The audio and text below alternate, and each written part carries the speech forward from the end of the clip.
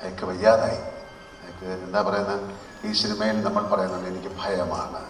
George കുട്ടി അങ്ങനെ ഭയമില്ലാത്ത ആളൊന്നുമില്ല. Every moment അയാൾക്ക് പേടിയാണ്. എന്തുകൊണ്ടാണ്? അയാളെ പറ്റിയല്ല, അയാളുടെ കുടുംബത്തെ പറ്റി. അപ്പോൾ കുറച്ചുകൂടെ നമ്മൾ ഏജായി.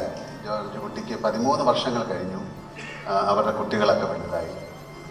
അവർ പല ചോദ്യങ്ങൾക്കും അയാൾ ആൻസർ ചെയ്യേണ്ടി വരും. സിനിമയിൽ അങ്ങനെ ഉണ്ട്. അയാളുടെ ഭാര്യയുടെ ചോദ്യങ്ങൾക്ക് അവരുടെ മുന്നിലൊന്നും അദ്ദേഹത്തിൻ്റെ യഥാർത്ഥ വികാരങ്ങൾ പ്രകടിപ്പിക്കാൻ പറ്റില്ല. ഫാമിലിയുടെ മുമ്പിൽ മാത്രമല്ല, ആ ആൾക്കാരുടെ ആരുടെ മുമ്പിൽ എന്താണ് തൻ്റെ മനസ്സിലുള്ളതെന്ന് പ്രകടിപ്പിക്കാൻ പറ്റാത്ത ഒരാളായി മാറി ജോർജ് കുട്ടി.